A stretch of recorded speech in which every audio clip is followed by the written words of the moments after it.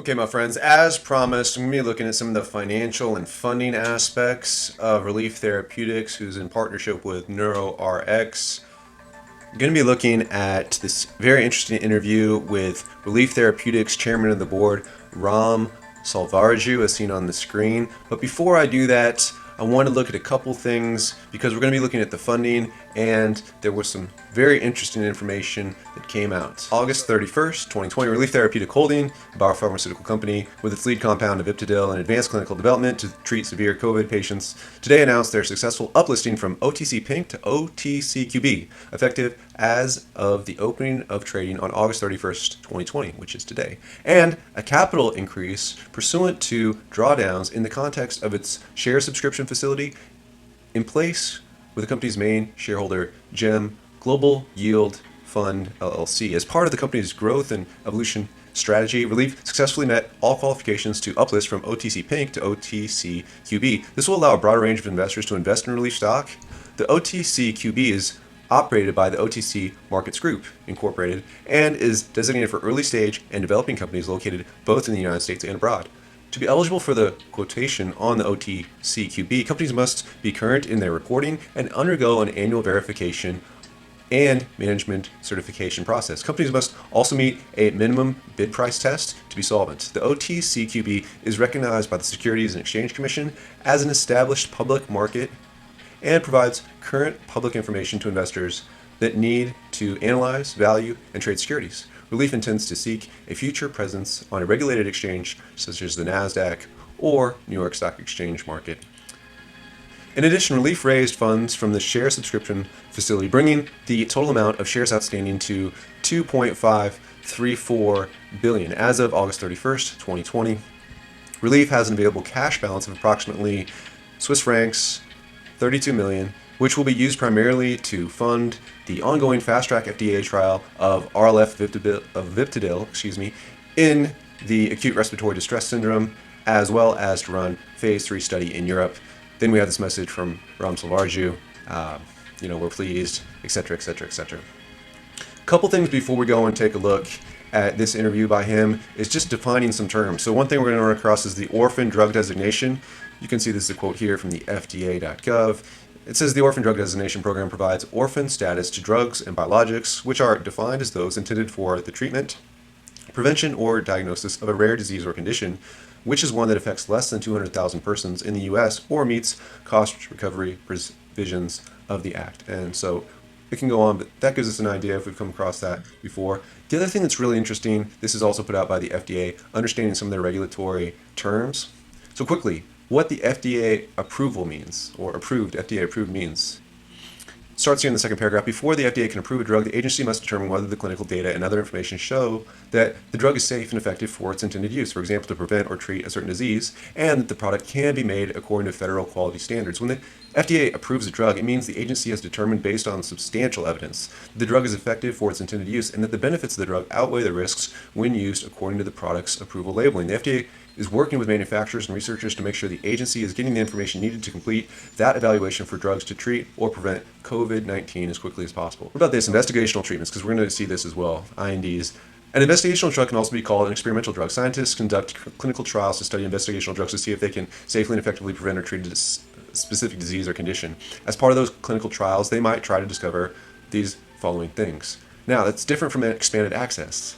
We covered this before, but sometimes called it compassionate use. Expanded access is a potential pathway for a patient with a serious or immediately life-threatening disease or condition to gain access to an investigational medical product, a drug, biological product, or medical device for treatment outside of clinical trials when there's no comparable or satisfactory alternative therapy. So one of the programs that people have been enrolled in on RLF-100 has been the expanded access, the compassionate use, and there's that study that came out of that guy that had the rejected double lung transplant. And so we've already been able to see some of the news come out regarding the results of the expanded access trial that NeuroRx is running. So while Aviptadil is a patent that belongs to Relief Therapeutics, NeuroRx, the company, the private company outside of Philadelphia, is overseeing and running all the trials in various hospitals. They're also responsible for taking care of everything on the operations and manufacturing side. So just so you know how they're kind of splitting up the duties. A Currently, expanded access is one pathway for use of COVID-19 convalescent plasma for patients with serious or immediate life-threatening disease who are not eligible for or who are unable to participate in randomized clinical trials. So we've seen that. Now the last one, emergency use authorization. An emergency use authorization is one of several tools the FDA is using to help make certain medical products available quickly during the pandemic. So in certain emergencies, the FDA can issue an EUA to provide access to medical products that may potentially be used where there are no adequate, approved, or available options. Going to the second paragraph here, the EUA process is different than an FDA approval or clearance. Under an EUA, in an emergency, the FDA makes a product available to the public based on the best available evidence without waiting for all the evidence that would be needed for FDA approval or clearance. So that's the one thing, perhaps, that NeuroRx is going to be requesting. We know that Gilead Sciences has gotten that for remdesivir. We also know that that has been granted for, like we saw here, the convalescent plasma program. So, all right, moving on, this other one is also important, off-label use. It says unapproved uses of approved drugs. It says, first paragraph, once the FDA has approved a drug for a disease or medical condition, healthcare providers generally may prescribe or administer the drug in clinical practice for an unapproved use not described in the approved labeling, i.e. this is why they call it the off-label, based on their medical judgment, recognizing that the FDA has not assessed the safety or effectiveness of such use. For example, we see people asking for FDA approval for the Rona with things like arthritis medication, HIV medication, cancer drugs, and so this is exactly what's going on. I just wanted you guys to know. But boom, there you go. If you need to know what FDA approval means, you can read that at any time. If you need to know what investigational treatments mean, there you go. Expanded access, there you go. EUA, right there for you. And then off-label. So these are all terms that are going to come up that we need to know and understand what's the difference. Last term we need to know is fast track. This is coming from the FDA because the interview talks about how RLF-100 has been granted the fast track designation. It says that fast track is a process designated to facilitate the development and expedite review of drugs that treat serious conditions and fill unmet medical needs. Moving down a little bit, any drug being developed to treat or prevent a condition with no current therapy obviously is directed at an unmet need. There are available therapies. A fast track drug must show some advantage over available therapy, such as showing superior effectiveness, avoiding serious side effects, improving the diagnosis of a serious condition, decreasing the clinically significant toxicity of an available therapy, or also the ability to address emerging or anticipated public health need. A drug receives fast track designation is eligible for some or all of the following: more frequent meetings with FDA, more frequent written communication from the FDA, eligibility for accelerated approval and priority review if relevant criteria are met, and then rolling review, which means that a drug company can submit completed sections of its biologic license application or new drug application, NDA, for review by the FDA rather than waiting until every section of the NDA is completed before an entire application can be reviewed. It says fast track designation must be requested by the drug company, and that request can be initiated any time during the drug development process. The FDA will review the request and make a decision within 60 days based on whether the drug fills an unmet medical need in a serious condition. So probably all of the drugs are really going to probably get fast tracked. So in all likelihood, when we're looking at the CTAP program, it's probably likely that all of these are going to be granted the fast track. So it's not a huge advantage, I would say, because all of these drugs are basically meeting an unmet medical need like we just read. Let's jump over to the interview. So we've talked about how RLF-100 has the orphan drug status in both US and Europe. We now know what the fast track designation means and if it's a big bonus or if pretty much everyone gets it. I'm going to kind of go with the second one. But I mean, it does have those advantages. Quick access, you don't have an all or nothing application process. You can kind of chunk it up and check it off as you go. We do know that they're in the phase 2B / phase 3 trial in the United States. He said that NeuroRx is conducting the study, or the multiple studies at the multiple sites, that Relief pays for the trials, that Relief owns Aviptadil, and that Relief is entitled to all of the revenues from Aviptadil. So we're going to be jumping into the funding next as the interviewer takes us there. And one thing you should know is that the Swiss franc and the US dollar are almost 1-to-1 as far as an exchange rate. If you're in a different part of the world, check out your exchange rate so that these numbers make sense. But they're all going to be given to you in Swiss francs. The interviewer says, look, on the funding side of thing, we know that the cash burn is going to be about 7 to 8 million Swiss francs for the intravenous delivery program that's currently running. There's going to be another 10 to 15 million Swiss francs that are going to be needed in order to run the trials for the inhaled version, which has been approved. So he says that's about $20 million of expected cash burn. And the problem is that the company only had $137,000 of cash on the balance sheet. Salvaraju answers his question in two parts. He says that they've already spent about $4 million on trials at the point of this interview, which left about $16 million remaining. So $4 million they had already raised and spent. He also said that they had access to the share subscription that we just looked at. And he said that these are authorized to be sold in the open market. So they could do that. Or they have an arranged price to sell GEM based on a weighted average stock price. So they could either sell shares that are already authorized on the open market, or they had an agreement with GEM. Well, we saw that they did that deal with GEM.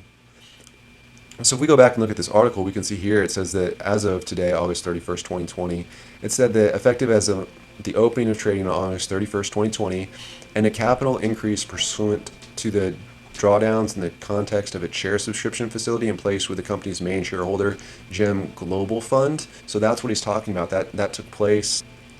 We saw this before, that they raised funds from the share subscription facility, bringing the total amount of shares outstanding to 2.534 billion.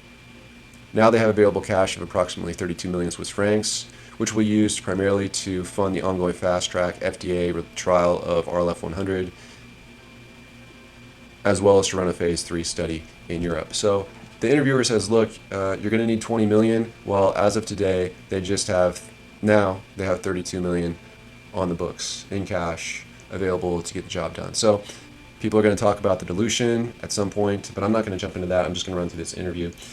The interviewer then goes on and says, Relief exchanged a loan by GEM of 1.7 million Swiss francs in exchange for 58 million shares given to GEM, which is an equivalent price of about 0.033 Swiss francs per share. So again, that's 0.033 Swiss francs per share. The interviewer said Relief has 2.2 billion shares outstanding, with about 1.1 billion shares authorized, another 1 billion shares set aside for bonds, and another 1.8 billion shares for employee benefits. Now, just quickly added that up, that's 6.1 billion shares total. So if you do the math on that, the 2.2 billion divided by the possible 6.1 billion, if all of them were put into the market for all these different things, for the bonds, for the employee benefits, and the shares that are already authorized, you'd increase the total outstanding shares by a significant factor, and just a simple math of 2.2 divided by 6.1 would be something like a reduction in the value of the share by 63.9%. So that's interesting. I know there's been some debate on that, so I'm going to throw that out there, and I'll let you guys run with it. If you disagree, please leave it in the comments and let everyone know why you think that 63.9% devaluation or dilution of the share price will or won't happen, is accurate, is not. What do you guys think? The end of the interview is pretty simple. He said it's simple to manufacture, it's cheap to manufacture. He said that as far as people that have been on ECMO is basically a machine that if a patient is too sick to basically draw oxygen through their own lungs, the machine pumps blood out of their body, it removes the carbon dioxide from the blood, it oxygenates the blood, and then it returns it to the patient. And this has been, a lot for elderly patients who are having problems with the traditional intubation and the ventilators. And then he just kind of talked about the same science, the type 2 cells that we know about that make surfactant, which covers the type 1 cells, which are responsible for transferring oxygen to the blood. So I thought that was the most interesting stuff with some of those numbers about the dilution, about the cash burn. So I thought that was very, very interesting that news came out today. This is Monday, so the markets closed at about 56 cents on Friday at 4 o'clock at the normal time. They opened at about 65 cents this morning at 9:30. Monday morning, it was up at 65 cents plus a little bit extra.